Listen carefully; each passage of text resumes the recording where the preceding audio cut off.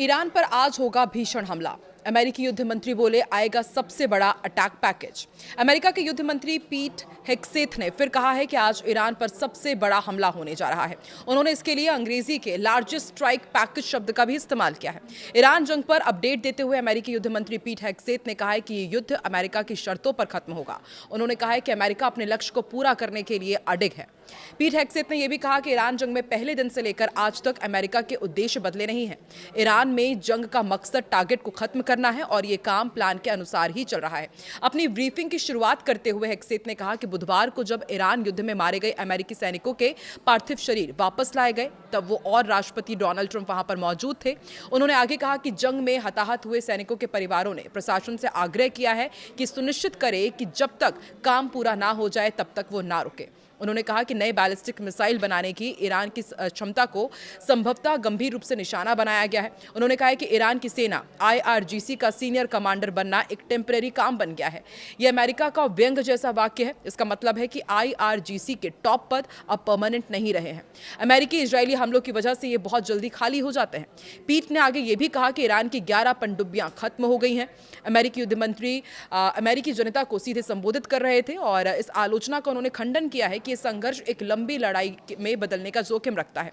उन्होंने मीडिया के कुछ हिस्सों में ईरान की स्थिति को एक अंतहीन खाई या कभी ना खत्म होने वाली लड़ाई के रूप में पेश करने का भी आरोप लगाया और जोर देकर के कहा कि सच्चाई इससे कोसों दूर है।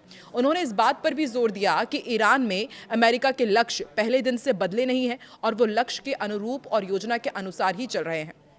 हेग्सेथ के अनुसार इन लक्ष्यों में मिसाइल लॉन्चर्स को नष्ट करना, ईरान के रक्षा औद्योगिक आधार को खत्म करना, उनकी नौसेना को निष्क्रिय करना और ये सुनिश्चित करना शामिल है कि ईरान को कभी भी परमाणु हथियार ना मिले। युद्ध मंत्री ने आगे ये भी कहा कि अमेरिकी सेना ने अब तक ईरान में 7,000 से अधिक लक्ष्यों पर हमले किए हैं और गुरुवार को अब तक का सबसे बड़ा हमला देखने को मिलेगा। उन्होंने कहा कि हमारी क्षमताएं लगातार बढ़ रही है जबकि ईरान की क्षमताएं लगातार कमजोर पड़ रही है। इसके साथ ही वो ये भी दावा कर रहे हैं कि संघर्ष शुरू होने के बाद से ही अमेरिकी सेना पर ईरानी बैलिस्टिक मिसाइल और एक तरफा ड्रोन हमले 90% तक अब कम हो गए हैं। उन्होंने आगे कहा है कि नई बैलिस्टिक मिसाइल्स बनाने के ईरान की क्षमता को शायद सबसे ज्यादा नुकसान भी पहुंचा है। हमले की डिटेल देते हुए हेग्सेथ ने कहा कि अमेरिका ने कम से कम 120 ईरानी नौसैनिक जहाजों को नुकसान पहुंचाया है या डुबो दिया है। हेग्सेथ ने यह भी कहा कि अब पश्चिम एशिया की नई तस्वीर अमेरिकी सुरक्षा परिदृश्य के अनुसार तय होगी। जंग के लिए अमेरिका ने $200 अरब भी मांगे हैं। ईरान के साथ जो जंग चल रही है उसके लिए $200 अरब की अतिरिक्त फंडिंग मांगी है। पेंटागन ने व्हाइट हाउस से कांग्रेस को ये रिक्वेस्ट अप्रूव करने को कहा है। ये राशि युद्ध की बढ़ती लागत, हथियारों की कमी भरने, मुनीशन प्रोडक्शन बढ़ाने के लिए और संभावित ज्यादा सैनिकों की तैनाती के लिए है।